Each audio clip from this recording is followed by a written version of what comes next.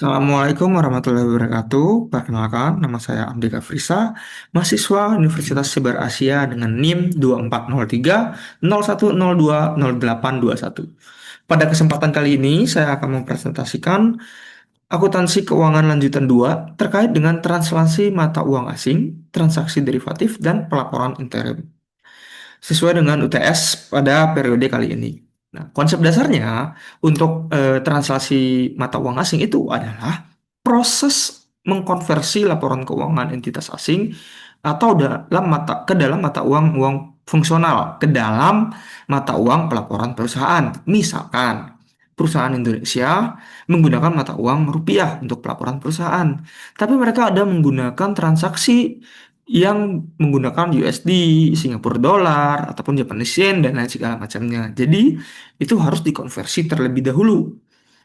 Tujuan utamanya adalah untuk menyusun laporan keuangan konsolidasi, menyajikan informasi keuangan yang relevan dan andal, menghilangkan efek fluktuasi nilai tukar. Nah, hal ini dilakukan ketika entitas pelapor memiliki operasi atau anak perusahaan di negara lain dengan mata uang yang berbeda dari mata uang pelaporan induk. Metodenya mata uang fungsional ini maksudnya adalah mekanisme translasinya. Yang pertama adalah menentukan mata uang fungsional, mata uang pada lingkungan ekonomi utama di mana entitas beroperasi. Selanjutnya adalah memilih metode. Biasanya digunakan adalah metode penjabaran current rate, yaitu menerjemahkan laporan keuangan entitas asing ke dalam mata uang pelaporan dijabarkan melalui kurs yang ada pada saat ini. Aset dan liabilitas dijabarkan dengan kurs kini, pendapatan atau beban dengan kurs rata-rata, selisih kurs diakui di ekuitas. Selanjutnya, pengukuran kembali atau temporal method digunakan jika mata uang fungsional adalah rupiah, aset liabilitas non-moneter menggunakan nilai tukar historis. Moneter pakai kurs kini, non-moneter kurs historis, selisih kurs diakui dalam laporan laba rugi. Selanjutnya, mekanisme transaksi derivatif, forward, dan swap. Kontrak forward artinya perjanjian antara dua pihak untuk menukar mata uang asing, komoditas, atau instrumen lain pada tanggal tertentu di masa depan dengan kurs yang telah disepakati saat ini. Tujuan utamanya adalah untuk melindungi nilai dari fluktuasi nilai tukar atau harga komoditas di masa depan, memastikan harga beli dan jual, mengurangi ketidakpastian pasar.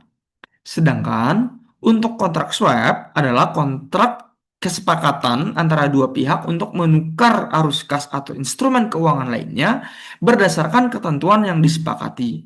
Biasanya tanpa pertukaran pokok di awal.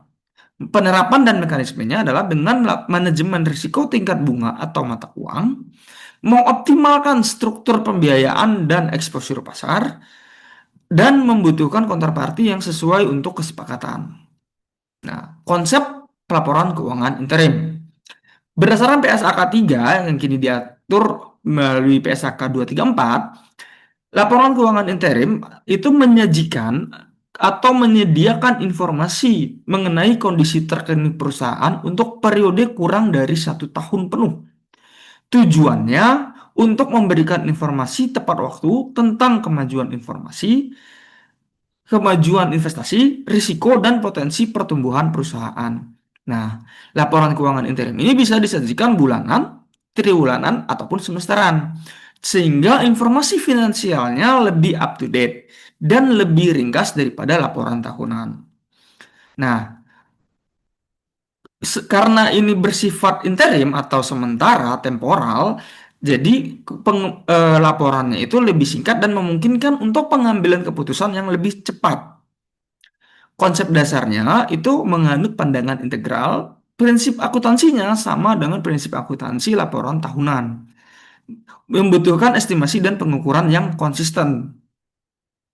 Selanjutnya, ketentuan OJK untuk pelaporan interim emiten itu ada beberapa. Yang pertama, kewajiban emiten dan perusahaan publik wajib menyampaikan laporan keuangan berkala sesuai peraturan OJK nomor 14/POJK.04/2022, yang mana mengatur penyampaian dan pengumuman laporan berkala. Laporan interim tidak harus diaudit, tapi diatur dalam PSAK 234 untuk informasi relevan dan andal. Prinsipnya, transparansi dan akuntabilitas. OJK mendorong penguatan transparansi dan akuntabilitas di berbagai sektor untuk meningkatkan kepercayaan publik dan disiplin pasar. Ini merupakan inisiatif dari penting OJK untuk meningkatkan kepercayaan publik melalui penguatan transparansi dan akuntabilitas pelaporan keuangan.